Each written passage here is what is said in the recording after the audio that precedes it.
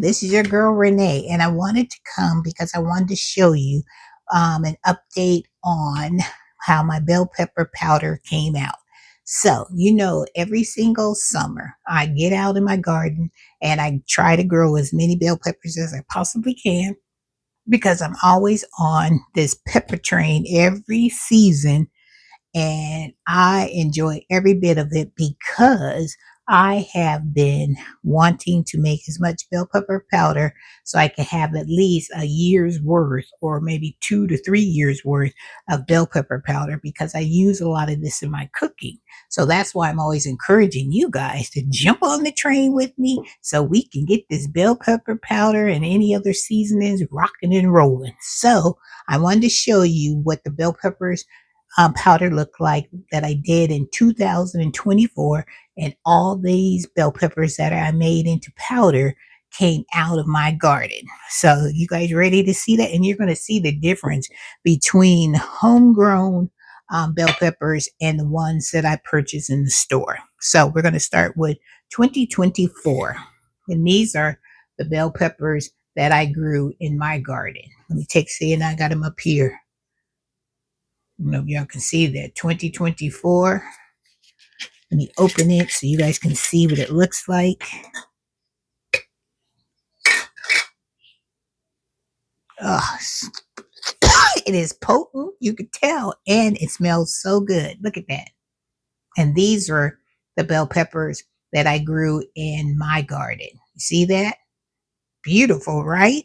All right, let me put the top back on that one because them bad boys are still potent and still rocking and rolling. So this is 2024. All right, you guys ready to see what 2025? Now, these are the peppers that I brought from Aldi's.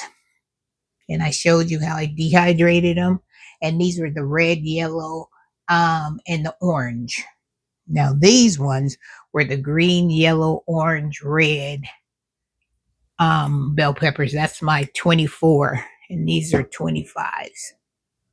I'll open up this one so you guys can see. And you guys saw me how I was cutting them up and then put them in a dehydrator, and I showed you what they look like. And this is what they look like. These are the bell peppers that I purchased from Aldi's. You see that?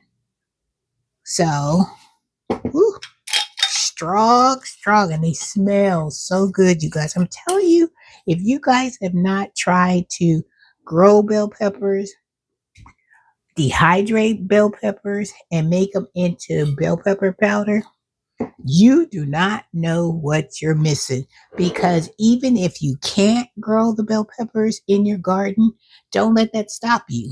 Go on to the store, go to your local farmer's market and get down there and buy you some bell peppers. You don't have to buy a whole bunch like I'm doing because, I'm putting these in my stockpile of my seasonings because I said to myself this season, I was going to have a shelf dedicated to my seasoning so I can get enough to where I can have like this. I am not going to use all this bell pepper seasoning in a year. It may take me 2 to 3 years to use all this. That's why I like to make them in these big mason jars, these bell jars, these ball jars that I use for canning and stuff, because these are the best jars in order to retain the freshness of whatever seasonings that you're making. So I'm so excited, and I want to have a whole bunch of seasonings. So I'm going to have these two, 2004, 2005, and then I'm going to be working on 2006. So when I get to 2006 next year, I'll be either halfway full because I got some bell peppers that I need to cut up, put them in my dehydrator. So I'm sure I'll get them to like right here. And then next season, hopefully, I'll be able to grow some bell peppers of my own again, like I did in 2024, to where I can make bell pepper powder out of my bell peppers and I won't have to go to the store. But I'm saying, if you do not want to grow bell peppers, don't let that discourage you from making your bell pepper powder. Go to the store. Like I said, go to the farmer's market and pick up some, cut them up, get a dehydrator. If you don't have a dehydrator, you can put it in your oven on the lowest setting possible and it will dry them out that way. So keep pushing forward. Oh, and let me show you this powder I made too. Okay, you guys, so I'm still working on my onion powder. See, I need to make some more because I'm getting low on my onion powder. And this is that slap your mama sauce. Remember how I said, showed you the video, how much it costs in the store to make it? But you can make this yourself because this is nothing but onion powder. I do believe it's cayenne pepper. I think there's some paprika in here and a few other ingredients. So this is what I put on everything: fish, vegetables, chicken, ribs, whatever you can think of. Slap your mama sauce is perfect. And I made a video on how to make this slap your mama seasoning. So, and I'm starting on another thing of breadcrumbs. Let me show you what I use to make my breadcrumbs. Okay, let me show you. You know, when you buy a loaf of bread, and my family don't eat the butter of the bread. I will eat the butter of the bread because my mother made us eat from the beginning of the bread to the end of the bread because she was just saying, child, we ain't got no money to be throwing away. Y'all gonna eat the end of that bread. So we got used to eating that. So it doesn't, the beginning of the bread and the butter of the bread does not bother me. And then we buy a lot of hot dog buns. I cut those up into little cube pieces, throw those in the oven. Hamburger buns, if you have old hamburger buns, you can cut those up and make breadcrumbs. My husband buys these because he has to make his sub sandwiches, and sometimes these sub rolls, they don't last very long. So I take these and I cut these up, put them in the oven until they get this, hard, like little croutons. And then I don't like them too brown, but you know what a crouton looks like. I like it at that color and that consistency and that hardness. And then I let them cool, and then I put them in my little food processor, blend them up, and then I put them in one of them. See, I love using these ball jars. Now this is unseasoned, just plain breadcrumbs because I like to have some plain. And I also make my bread comes with some Italian seasoning. I make my own Italian seasoning, and then I just combine the breadcrumbs in a bowl with the Italian seasoning, mix it all up good, and then boom. This is then I have two varieties: plain breadcrumbs and Italian seasonings. All right, so I'm just going to add that on to this video so you guys can see my bell pepper powder that I'm finished, and I'm starting on 2026 jar, and onion powder I'm making, and I'm finishing up some more. I got to make some more breadcrumbs because as you can see, I got all this bread that I got to cut up and get in my oven and get it rocking and rolling so I can put that in breadcrumbs. They last for me for maybe like a couple of months, 3 months, depending, because I cook with a lot of breadcrumbs. So I'm always breading like you those zucchini, and I did buy some zucchini, and I'm going to try some of this breadcrumbs on some of those zucchinis because I want to try to make some of those zucchini fries. See what I'm talking about? You done got me inspired to make zucchini fries, girl, because that's what I'm going to be trying to do sometime this week because I just purchased some zucchini because I didn't grow any zucchini this season, but I'm working on it.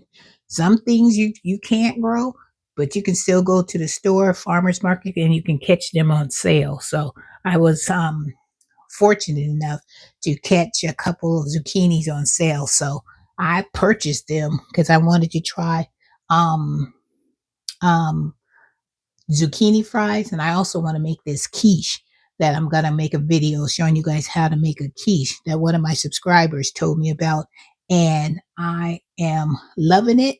And I'm going to make a video so you guys can have the recipe so you'll be able to make some quiche too. I'm telling you, your girl over here just rocking and rolling. So with that being said, I want to inspire you to make your own seasonings, onion powder, make your own breadcrumbs using old bread that you would normally would let get moldy and throw away. And with the prices in the store now, we don't have time for all that. We have got to start repurposing and reusing stuff that we have in our house and normally would throw away. Oh, and I found these cute little jars because my husband goes to I don't know if you get these at the Dollar Tree or the grocery store, but these used to be like little apple cider drinks, and they come with they're apple juice. You see, yeah, this has to be from DT because these are the Martinellis. You know, you've seen these. Can you guys see that? And you get these at the DT, and he buys these old jars with the apple juice in it. So I clean these out, and I thought it'd be a cool little thing to where I can store some of my seasonings because they're glass. They have a nice airtight top, and these are small, and I can put them in my cabinet or I can put them on the shelf where I'm starting my seasonings. So repurpose, reuse, because I'm a big advocate about reusing stuff that I have in my house or things that we've purchased, and I don't have to go out and buy jars and whatever. All right. Just a little tippy tip. So you guys start looking around your house, see what kind of jars and things that you have, even these spices, these things, we get from the DT store, even these that has Italian seasoning. When I make my own Italian seasoning, I use these containers, and these are the ones Q was talking about. See how big the holes are to where we'll use them up more versus the original ones that had the real baby holes. Now they're making these holes bigger, so when you want to use some Italian dressing, when you shake, you're going to shake a whole lot more. So you'll use up this container and then you'll have to go back and buy some more. So I'm using these to put my seasonings. Or when I use this, I can just block this Italian seasoning name off and put a piece of tape or whatever with the new seasonings that I make myself. And I have my container already here waiting for me. Just another little tippy tip. All right, you guys. So look around your house and see what you can find. Go on a scavenger hunt.